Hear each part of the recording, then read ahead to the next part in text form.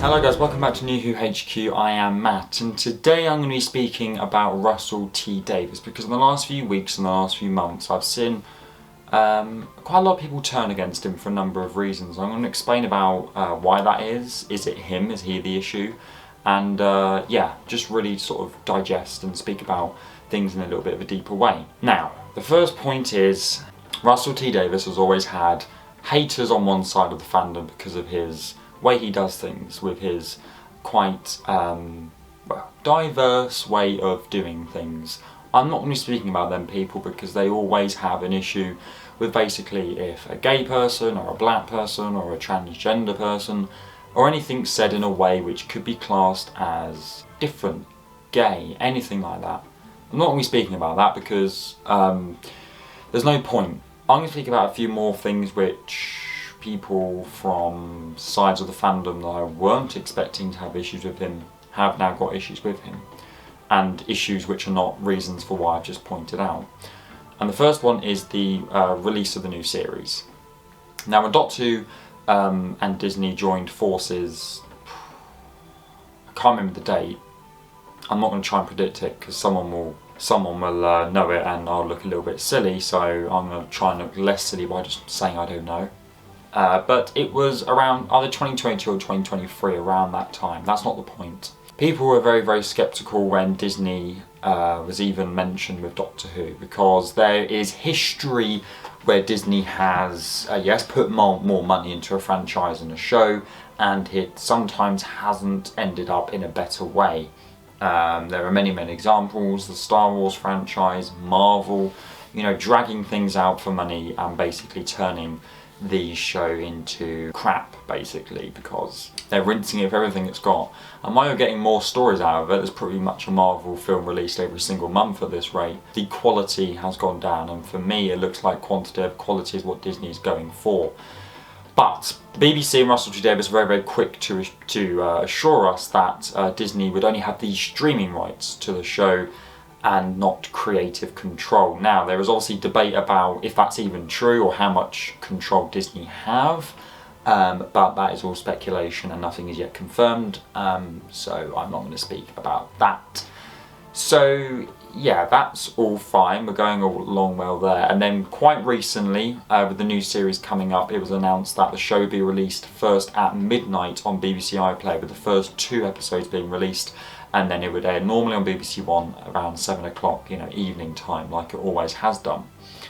Now, there are a lot of people took issues with that, and I do understand that, absolutely. Firstly, it's a shorter series, there's only 8 episodes. Back in the day with Tennant years we had 13, Matt Smith, Capaldi pretty much had 13.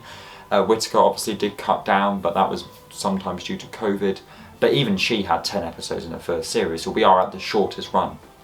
I know Flux had less, but that was one whole story and it was during COVID, so that's different. With this, we've only got 8 episodes, which some people are a little bit miffed about. Fair enough, we're technically getting less Doctor Who. I'm not quite sure how long the episodes are, if they're 45 minutes or an hour, but it doesn't matter. Anyway, we're only getting 8 episodes. And then they're getting released at midnight, which a lot of people are angry about for a few reasons. One, it's always been a show where, you know, families get together in the evening and watch it, and you still can do that, but obviously now you've got to avoid spoilers because the show is now going to be released a lot earlier. Also, there's a thing where viewers in America will be getting it at a more, you know, decent time to view, compared to us be getting it at midnight first, being streamed first. Now, some people will not have problems with it because some people, it's a Friday night, staying up at midnight to watch Doctor Who isn't really a problem, or you can wake up in the morning and watch Doctor Who. It's not really an issue.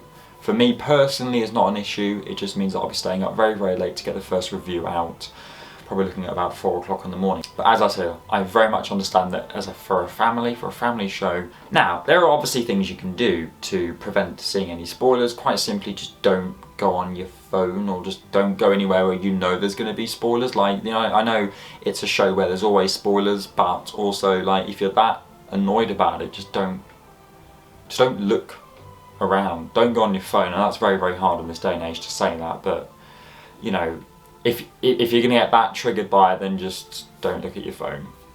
It's really that simple, to be honest with you. But as I said, I imagine most people just wake up in the morning and throughout the day, because it's a weekend, they'll just watch it throughout the day, and then people will watch it live on BBC One as well, so it's not that much of a problem.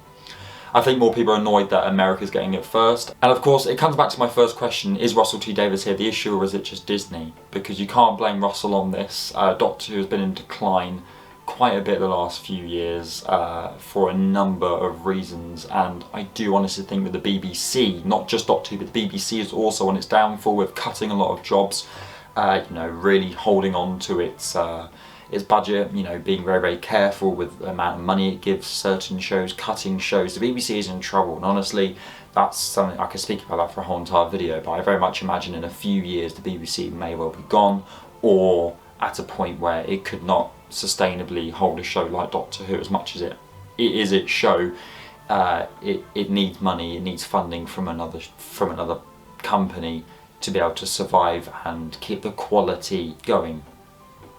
It looks like Disney is the replacement there. Now, alongside Bow Studios, you know, the show looks in pretty safe hands.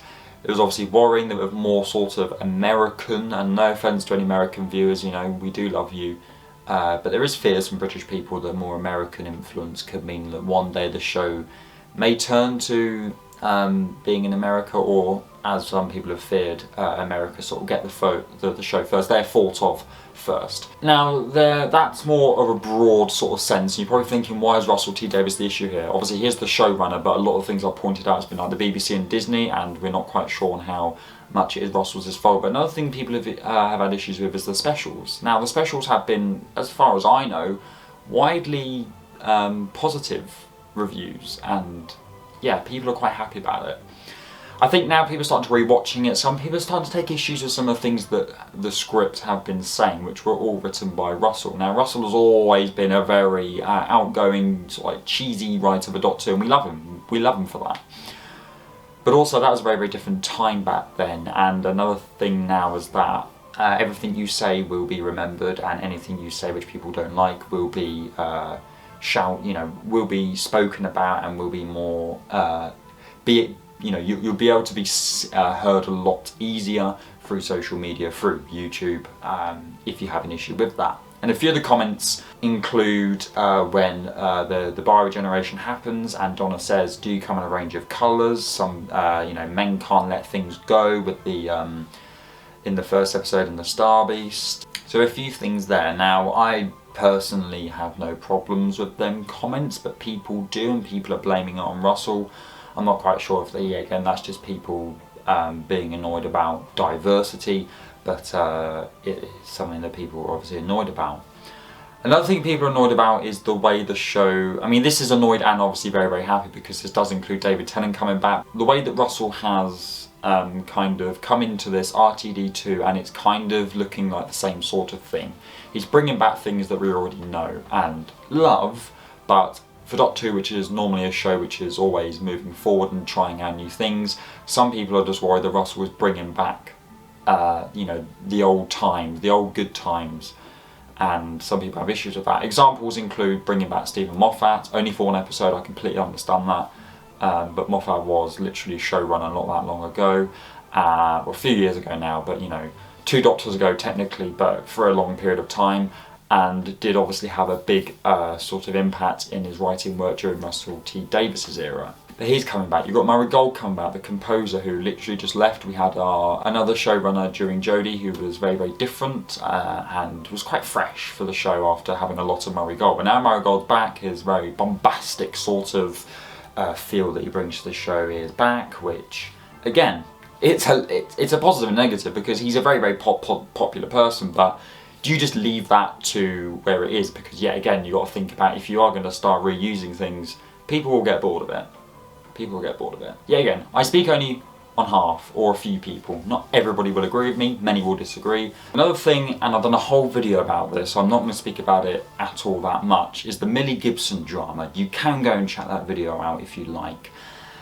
And this all links in with Christopher Eccleston. Now, the Millie Gibson thing, as I said, I'm not going to speak about it. If you want to know what I'm talking about, go and watch that video. I went into more detail. I was a little bit angry at that time, so if you know, I'm sure you know what I mean anyway. And there's the Christopher Eccleston drama, which I'm sure you know what I mean anyway. And there's the John Barrowman drama, I'm sure you know what I mean. I guess people will start pointing the finger at the man that is running the show when few actors now have spoken about, you know, not being happy on the show, or there being issues, or the way things happened, you know, certain things that happened, you know, with John Barrowman, for example, you know, he was in the wrong with what he did. Now, if you agree or disagree, that's completely up to you.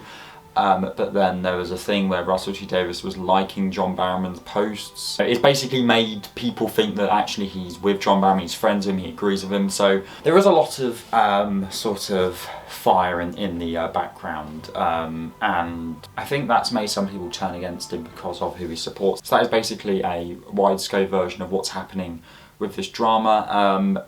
Are the fandom turning against Russell T Davies? Am I being dramatic? Are other people being dramatic? Are we all just being a little bit dramatic? Or are we not being dramatic enough? There's a question for you. I'll see you all very, very soon. Goodbye.